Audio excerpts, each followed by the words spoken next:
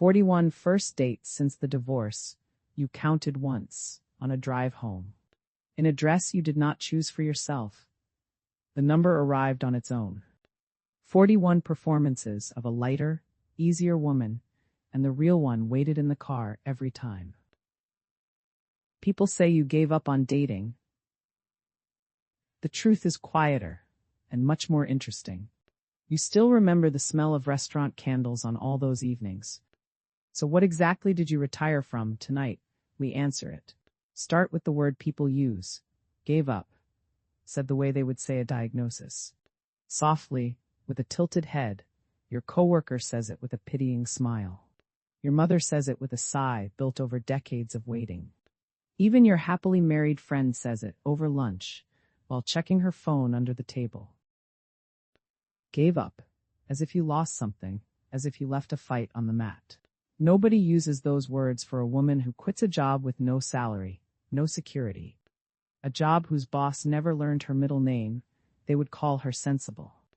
But when a woman closes the door on dating, the world reaches for the language of defeat.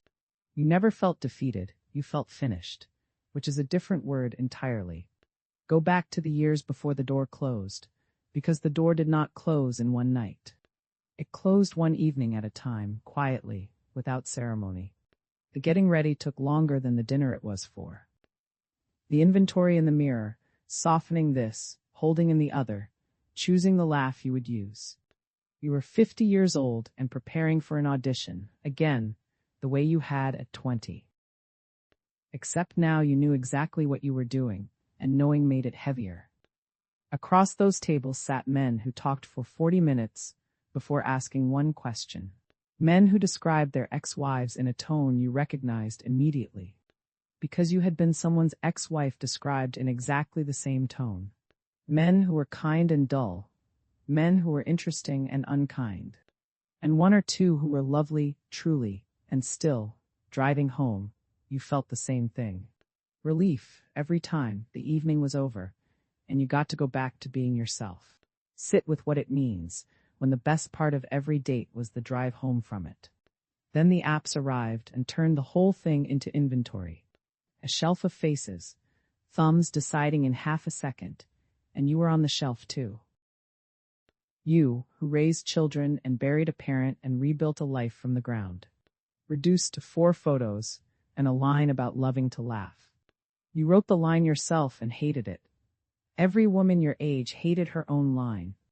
You messaged, you waited, you watched men your age chase women your daughter's age. The whole marketplace hummed along, busy, bright, and beside the point. One Tuesday you looked at it like a party you had stayed at too long.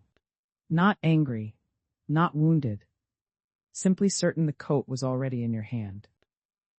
So here is the truth underneath the retirement, and it deserves plain words. You did not give up on love, you gave up on auditioning for it. You gave up on the performance, the shrinking, the translation of yourself into something easier to approve. You gave up on evenings costing $40 and a full day's energy. Evenings teaching you what you already knew in the parking lot.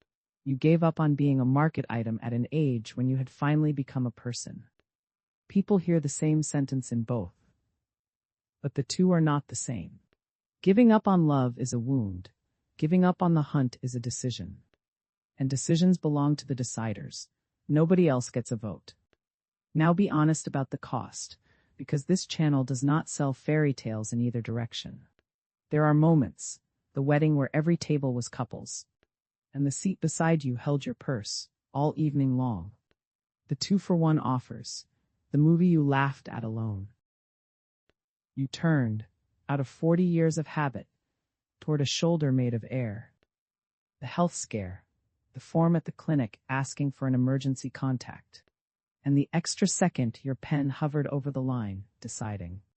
There are winter evenings when the quiet stops being peaceful and becomes loud. You stand at the kitchen window and wonder, in a small, honest voice, whether you decided or whether you simply got tired along the way. Those moments are real. You are allowed to have them. Choosing a life does not mean every hour of it applauds you. But look at what the quiet gave back, because the ledger has 2 sides. Your evenings belong to you, every single one, for the first time since girlhood. Nobody's moods drift through your rooms like weather, not anymore. You eat when you are hungry, sleep diagonal across the whole bed. You spend Saturday exactly as Saturday wants to be spent, unhurried. You have stopped apologizing for the way you load a dishwasher. Your friendships deepened, because friendship finally got the hours romance used to burn. And something quieter underneath all of it, your own company improved. You had spent a whole life being some version for someone. Daughter, wife, mother, date, one costume after another, decade after decade. And in the silence after the last profile closed, you finally met the woman waiting inside. She turned out to be good company. Nobody warned you about that part. And understand what your retirement is not, because the world keeps getting this wrong. It is not bitterness. Bitter women talk about men constantly. You barely mention them. It is not fear. You have survived things a bad date could not begin to measure.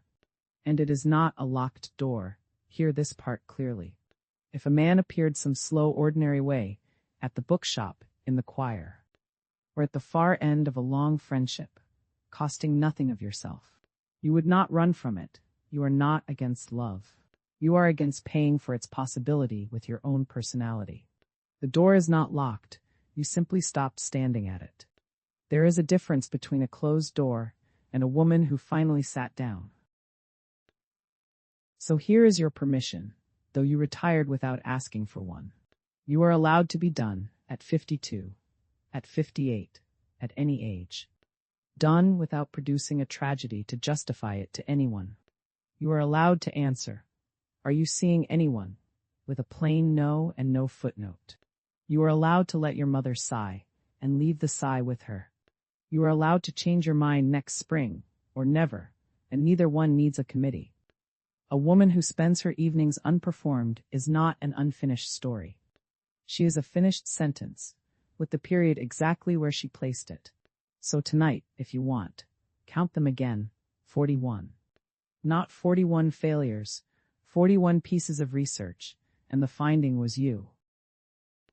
The dress you did not choose is long gone now. The woman who waited in the car is the one reading by the lamp right now.